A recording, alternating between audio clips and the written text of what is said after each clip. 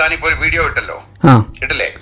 ആ വീഡിയോ തന്നെ 1 മണിക്കൂർ ഇപ്പം ഡിലീറ്റ് ചെയ്തില്ലെങ്കിൽ 2 മണിക്കൂർ കഴിയുമ്പോൾ പരിപാടി പോലെ നിന്റെ വീഡിയോ ആളിനെ കൊണ്ടുവരും, ഞാൻ പോലീസിനെ കൊണ്ടുവരും, നിന്നെ ഞാൻ പിടിച്ച് തൂക്കി എടുത്തോണ്ട് പോരും. മനസ്സിലായോ? എന്തിന്റെ പേരിൽ? ഞാൻ 1 മിനിറ്റ്, ഞാൻ ആരാണെന്ന് നിനക്കറിയത്തില്ല. എന്റെ പേര് എബ്രഹാം മാത്യു എന്നാണ്. നീ ഇട്ട വീഡിയോ ഇപ്പൊ 1 മണിക്കൂർ ഇപ്പം ഡിലീറ്റ് ചെയ്തില്ലെങ്കിൽ നീ നാളെ രാവിലെ വിവരം അറിയും ഞാൻ ആരാണ്. അപ്പൊ നമ്മുടെ ഒമർ ലുലുവിന്റെ ബാഡ് ബോയ്സ് എന്ന് പറയുന്ന സിനിമയും മലയാള സിനിമ റിവ്യൂവേഴ്സിനെയും ചുറ്റിപ്പറ്റിയുള്ള ചില സംസാരങ്ങൾ കഴിഞ്ഞ കുറച്ച് ദിവസങ്ങളായി നടന്നുകൊണ്ടിരിക്കുകയാണ് അല്ലെ.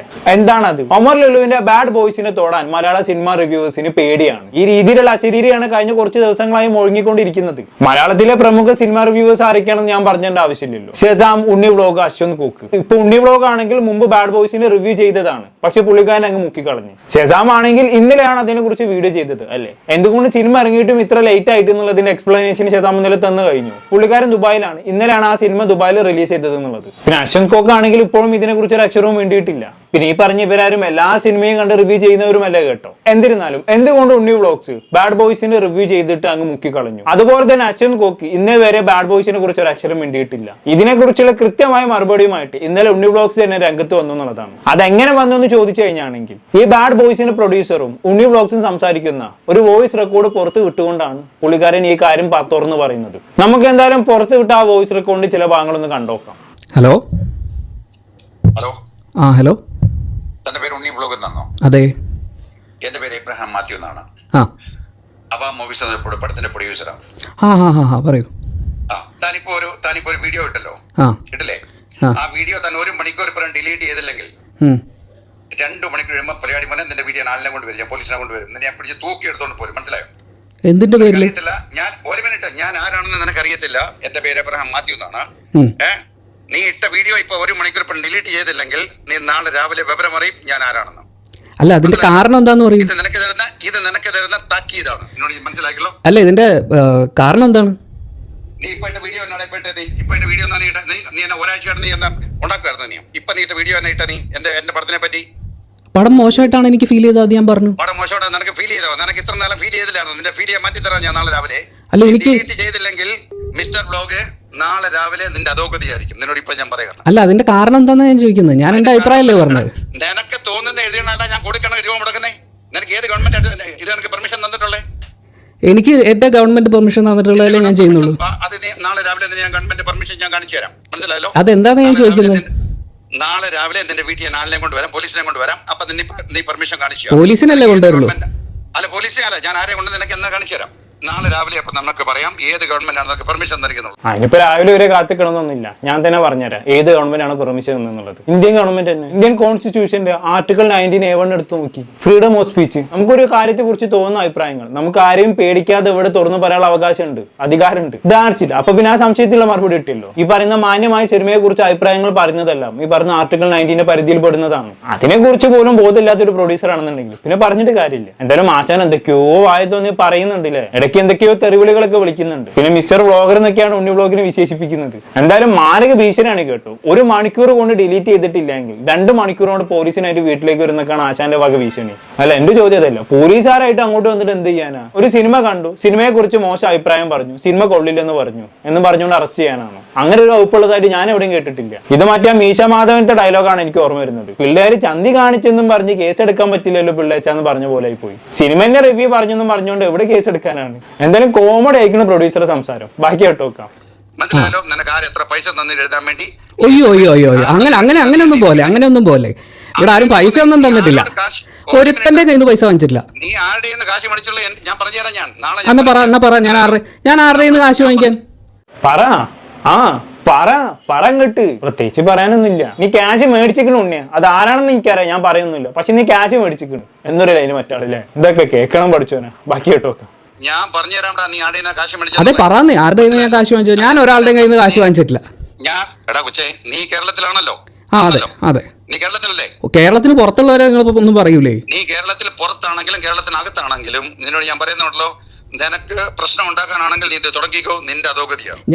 എന്താ ഞെട്ടിക്കല്? വേണമെങ്കിൽ ഇതും പറഞ്ഞു ഉണ്ടെങ്കിൽ പോലീസുകാരും കൂട്ടി പ്രൊഡ്യൂസറെ വീട്ടിലേക്ക് ചെല്ലാം. ന്യൂസെൻസ് ഒന്നും പറഞ്ഞിട്ട് ഒരാളെ ഭീഷണിപ്പെടുത്തുന്നൊക്കെ ന്യൂസെൻസിന്റെ പരിധി പെടുന്നതാണല്ലോ. പക്ഷെ ഉണ്ണി അത് ചെയ്യില്ലെന്ന് അറിയാം, എന്നാ പറഞ്ഞതേ ഉള്ളൂ. എന്നാലും വളരെ ഭീഷണി കേട്ടോ, കൊള്ളാം, ഭീഷണി കൊള്ളാം. എന്തായാലും നമുക്ക് ഭീഷണിന്റെ കുറച്ചും കൂടി ഭാഗം കേട്ടോക്കാം. രണ്ട് കാര്യം പറയാം. ഒന്ന്, ഞാൻ അതിൻ്റെ അകത്ത് എൻ്റെ അഭിപ്രായം പറഞ്ഞു. രണ്ട്, ആ സിനിമയുടെ റിവ്യൂ പറയാൻ ഞാൻ ആരുടെയും കയ്യിൽ നിന്ന് കാശ് വാങ്ങിച്ചിട്ടില്ല. നീ കാശ് മേടിച്ചിട്ടുണ്ട്, അയ്യോ, എഴുതിയിട്ടുണ്ട്. നീ എഴുതിയിട്ട് ഡിലീറ്റ് ചെയ്തില്ലെങ്കിൽ നിന്നോട് ഞാനൊന്നും എഴുതിയിട്ടില്ല. ഞാൻ നിങ്ങളോടുള്ള എല്ലാ ബഹുമാനത്തോടും കൂടി ഇത്രയും തെറി വിളിച്ചിട്ടും ബഹുമാനത്തോടെ പറയാണ്. ഒരു മിനിറ്റ്, എന്റെ പേര് പറഞ്ഞിട്ടാണ് നിന്നെ ഞാൻ വിളിക്കുന്നത്. എനിക്ക് അഡ്രസ് ഉള്ളതാണ്, മനസ്സിലായല്ലോ? എനിക്കും അഡ്രസ് ഉണ്ടല്ലോ. ഞാൻ പറഞ്ഞ നീ ഇത് ഡിലീറ്റ് ചെയ്തില്ലെങ്കിൽ അതിന്റെ ഭവിഷ്യത്ത് നിനക്ക് മോശമായിരിക്കും. എന്നോട് വളരെ ക്ലിയർ ആയിട്ട് ഞാൻ പറയാണ്. ഞാൻ പൈസ വാങ്ങിച്ചിട്ടില്ല സർ. അതുകൊണ്ട് തന്നെ ഞാൻ റോങ് ആയിട്ട് ഒന്നും ചെയ്തിട്ടില്ല. നീ പൈസ മേടിച്ച് നീ എഴുതിയിട്ടുണ്ടെന്ന് നിന്നെ കൊണ്ട് ഇഷ്ടം പറയാൻ പഠിപ്പിക്കാൻ ഞാൻ നാളെ. നീ വെയിറ്റ് ചെയ്യാം. ഞാൻ പൈസ വാങ്ങിച്ചിട്ടില്ലെന്നേ. നിങ്ങൾ എന്നാ ഞാൻ പൈസ വാങ്ങിച്ച ആരുടെ എന്നാന്ന് പറ, ഞാൻ വീഡിയോ ഡിലീറ്റ് ചെയ്യാം. നീ ഡിലീറ്റ് ചെയ്തില്ലെങ്കിൽ ഞാൻ ആരുടെ നിന്ന് പൈസ വാങ്ങിയെന്ന് നിങ്ങൾ പറയൂ, ഞാൻ വീഡിയോ ഡിലീറ്റ് ചെയ്യാം. ഞാൻ റെഡി. അല്ല, അങ്ങനെ പറയരുത്. നീ പൈസ വാങ്ങിച്ചിരിക്കണം, അത്രേ ഉള്ളൂ. സംഭവം എന്താ വെച്ചാണെങ്കിൽ എറിഞ്ഞു നോക്കാണ് ആശാനി. ഇനി അഥവാ ഉണ്ണി ആരുടെയെങ്കിലും കയ്യിൽ നിന്ന് പൈസ മേടിച്ചിട്ടുണ്ടെങ്കിൽ ഇങ്ങനെ ഭീഷണിപ്പെടുത്തുമ്പോൾ ഒന്ന് പതറല്ലോ. അതറിയാൻ വേണ്ടിയിട്ട് ആച്ചാരൊന്ന് എറിഞ്ഞു നോക്കിയതാണ് സംഭവം. പക്ഷെ ഏറ്റില്ല എന്നുള്ളതാണ്. ഇവിടെ ഉണ്ണി ബോൾഡായിട്ട് തന്നെ മറുപടി കൊടുക്കുന്നുണ്ട്. അല്ലേ, ഞാൻ പൈസ മേടിച്ചിട്ടില്ല, താൻ തെളിയിക്കണോ എന്നുള്ള രീതിയിൽ. പക്ഷെ പുള്ളിക്കാരൻ വീണ്ടും അങ്ങനെ പറഞ്ഞുകൊണ്ടിരിക്കുകയാണ്, നീ ക്യാഷ് മേടിച്ചിക്കണ്, അങ്ങ് സമർത്ഥിക്കാൻ ശ്രമിക്കുകയാണ്. എന്നാ പിന്നെ ആരുടെ നിന്ന് ക്യാഷ് മേടിച്ചു അതിട്ട് പറയണില്ല. ഞാൻ നേരത്തെ പറഞ്ഞ പോലെ തന്നെ ഒരു ട്രിക്ക് എറിഞ്ഞു നോക്കിയാണ് ആശാനി. എന്തായാലും ബാക്കി കേട്ടോക്കാം. അങ്ങനെ പറയണ്ട. ഇപ്പൊ നിങ്ങൾ ആരുടെ കയ്യിൽ നിന്ന് എനിക്ക് കാശ് കിട്ടിയെന്ന് പറഞ്ഞാൽ ഞാൻ ഡിലീറ്റ് ചെയ്യാം. അങ്ങനെ നിങ്ങൾ വീഡിയോ ഡിലീറ്റ് ചെയ്യാന്നുള്ളതാണ് നിങ്ങളുടെ ആവശ്യമെങ്കിൽ അത് ഞാൻ ചെയ്യാൻ തയ്യാറാണ്. പക്ഷെ ഞാൻ ആരുടെ നിന്ന് പൈസ വാങ്ങി നിങ്ങൾ പറ, ആരുടെ നിന്ന് പൈസ വാങ്ങി എന്ന് പറ, എന്നാൽ ഡിലീറ്റ് ചെയ്യാം. ഇല്ലില്ല, ആരുടെ നിന്ന് പൈസ, നിങ്ങൾ എന്നെ കുറിച്ച് വളരെ മോശം ഒരു ആരോപണമാണ് എന്നെ വിളിച്ചു പറഞ്ഞത്.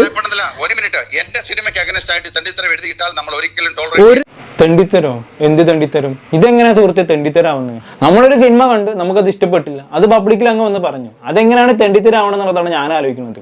ഇവിടെ സിനിമയുടെ ഡയറക്ടറെയോ പ്രൊഡ്യൂസറെയോ അതല്ലെങ്കിൽ സിനിമയിൽ അഭിനയിച്ച ആൾക്കാരെയോ തന്തക്കോ തള്ളക്കൊക്കെ വിളിച്ചിട്ടാണെങ്കിൽ പിന്നെയും ഓക്കെ, അത് തെണ്ടിത്തരാണെന്ന് വെക്കാം. ഇത് മാന്യായിട്ട് റിവ്യൂ പറയുമ്പോൾ അതെങ്ങനെയാണ് തെണ്ടിത്തരാവണമെന്നുള്ളതാണ്. ഒരു പ്രൊഡ്യൂസറെ കാണിച്ചാൽ നമുക്ക് മനസ്സിലാകും, കോടിക്കണക്കിന് രൂപ മുടക്കിയിട്ടാണ് അവരൊരു സിനിമ ഇറക്കുന്നത്. സ്വാഭാവികമായിട്ടും അതിന് മുകളിൽ അവർക്ക് ഒരുപാട് പ്രതീക്ഷകൾ ഉണ്ടാകും. എന്ന് കരുതി ആ സിനിമ കണ്ട് ആരെങ്കിലും നെഗറ്റീവ് പറയുന്ന സമയത്ത് അവരുടെ മെക്കെട്ടല്ലേ കയറേണ്ടത്. ഒരു സിനിമ പുറത്തിറക്കുമ്പോൾ അതിനെ പോസിറ്റീവും നെഗറ്റീവും അംഗീകരിക്കാൻ പഠിക്കണം. ആളുകൾ നല്ലതും പറയും മോശവും പറയും. ഈ മോശം പറയുന്നവരുടെ വാ അടുപ്പിക്കാൻ ഇറങ്ങി പുറപ്പെട്ട് കഴിഞ്ഞാണെങ്കിൽ അതിനെ സമയം കാണത്തുള്ളൂ. അതിനെ വിളിക്കേണ്ടത് വിവരമില്ലായ്മ എന്നുള്ളതാണ്. പിന്നെ യൂട്യൂബേഴ്സിനൊക്കെ വിളിച്ച് ഭീഷണിപ്പെടുത്തുമ്പോൾ അറ്റ്ലീസ്റ്റ് ഒരു ബോധം വേണം അവരത് റെക്കോർഡ് ചെയ്യുന്നുള്ളത്.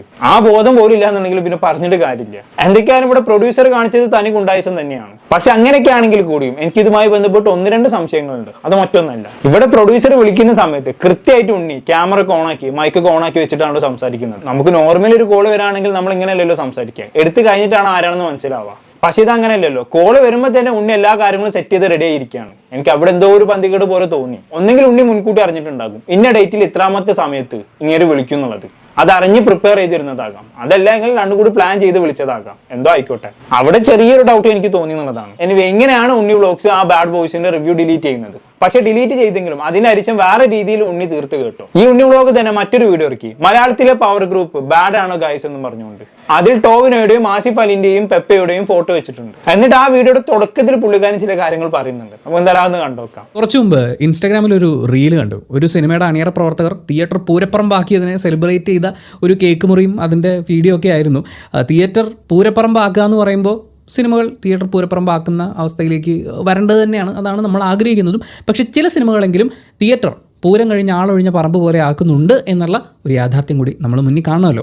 എന്തായാലും ഇത്തവണ സിനിമ കാണാൻ ഇറങ്ങുന്ന സമയത്ത് എനിക്കൊരു ചെറിയ സജഷൻ എന്താണെന്ന് വെച്ചാൽ, കാർ എടുത്ത് ഇറങ്ങുന്നത് ഒഴിവാക്കാവുന്നതാണ്. ഒരാളോ രണ്ടാളോ ഉണ്ടെങ്കിൽ, അതിൽ കൂടുതലുണ്ടെങ്കിൽ നമുക്കൊന്നും പറയാൻ പറ്റില്ല. കാർ എടുക്കാതെ ഇറങ്ങുകയാണെന്നുണ്ടെങ്കിൽ പബ്ലിക് ട്രാൻസ്പോർട്ട് കൂടുതൽ ഉപയോഗിക്കുകയാണെങ്കിൽ ട്രാഫിക് ബ്ലോക്ക് കുറച്ചൊന്ന് കുറയും എന്നുള്ളൊരു കാര്യമുണ്ട്. അതിനോടൊപ്പം നമ്മളൊരു തിയേറ്ററിൽ കയറി കാർ പാർക്ക് ചെയ്തു, സിനിമ തുടങ്ങി, ഫസ്റ്റ് ഹാഫ് കഴിയുമ്പോഴേക്കും രക്ഷപ്പെടണം എന്ന് വിചാരിച്ച് കാർ എടുക്കാൻ ചെന്ന് കഴിഞ്ഞാൽ ചിലപ്പോൾ നമ്മുടെ കാറിൻ്റെ മുന്നിലും പിന്നിലും ഒക്കെ വേറെ വണ്ടികളുണ്ടാവും. അപ്പോൾ അതിൻ്റെ സെക്കൻഡ് ഹാഫും കൂടി കാണാൻ നമ്മൾ നിർബന്ധിതരാകും, ഗതികെട്ട് നമ്മൾ പെട്ടുപോകും എന്ന് പറയുന്നൊരു സാഹചര്യം.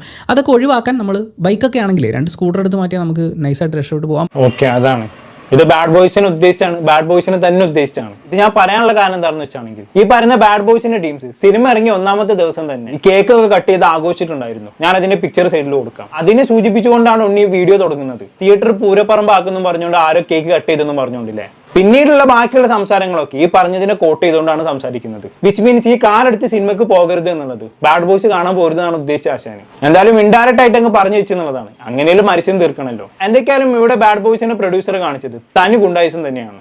ഇതൊരിക്കലും വെച്ച് പൊറപ്പിക്കാവുന്ന ഒരു കാര്യമില്ല. ഇങ്ങനെ സിനിമാക്കാരൊക്കെ ഗുണ്ടാപ്പണി തുടങ്ങിയ അവസ്ഥ എന്താണാവോ? എന്താണെന്നൊക്കെ കേട്ടിട്ട് നിങ്ങൾക്ക് തോന്നുന്നത് താഴെ കമന്റ് ബോക്സിൽ രേഖപ്പെടുത്തുമല്ലോ. പുറത്തൊരു ടോപ്പിക്കുമായി വീണ്ടും കാണാം.